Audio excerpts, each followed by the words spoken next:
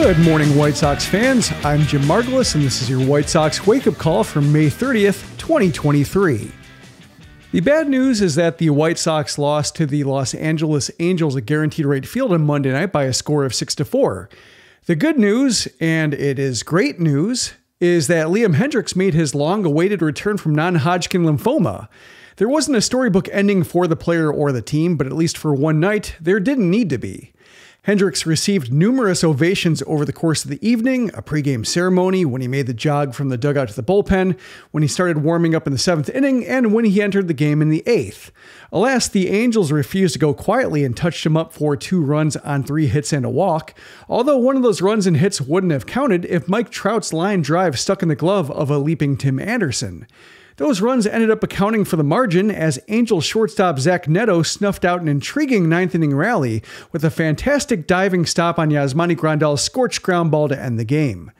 The White Sox trailed from the jump as Michael Kopech struggled to find his groove against an offense that's a step up from the Royals and Guardians. First, he struggled with control as he walked Mike Trout and plunked Shohei Ohtani with 1 out. Then he struggled with command as he gave up a 3-run homer to Brandon Drury and a solo shot to Matt Thaiss, both on fastballs that split the plate down. Just like that, the Sox fell into a 4-0 hole, but you can credit Kopech for limiting the damage.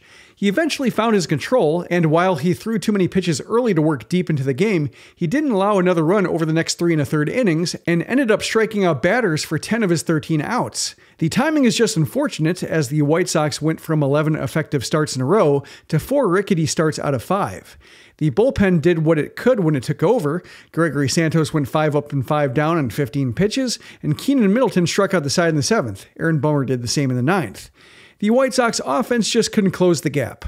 The Sox hit 3 homers, but all of them happened to be solo shots. Romy Gonzalez in the 4th, Andrew Vaughn in the 5th, and Eloy Jimenez in the 9th.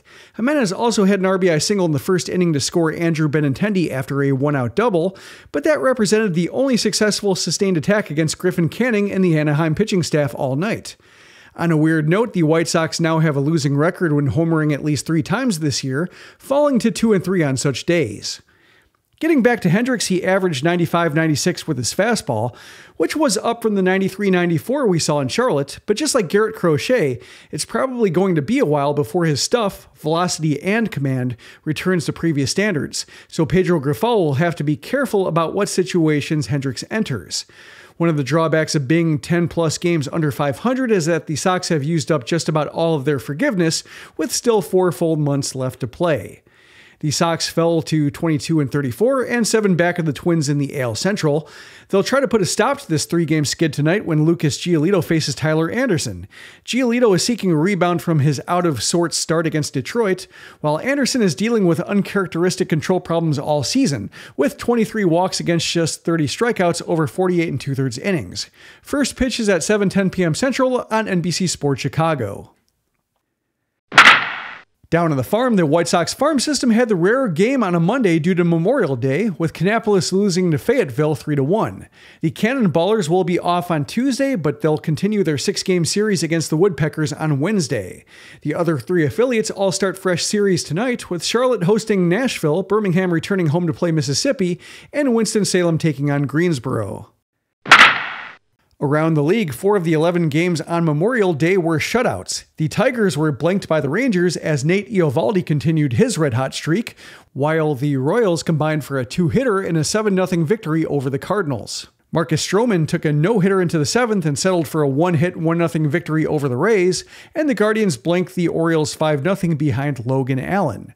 In non-shutouts, the Twins beat the Astros 7-5 in 10 innings, so that's why the White Sox are now 7 back. Seattle rookie Bryce Miller finally experienced a humbling as his run of 5 quality starts to open his career ended with 8 runs over 4 1/3 innings against the Yankees, who beat the Mariners 10-4. And in the biggest news, the Oakland A's ended their 11-game losing streak with a 7-2 victory over the Braves. It just might not have resonated among what's left of the fan base because Nevada lawmakers were holding a joint session at the time regarding public funding for the potential ballpark in Las Vegas. That'll do it for this edition of the White Sox Wake Up Call. Visit SoxMachine.com to talk about the game, read up on some MLB draft prospects, and I'll be giving some thoughts about Rick Hahn's pregame comments. If you are new to the Sox Machine podcast, you can subscribe to us wherever podcasts are found.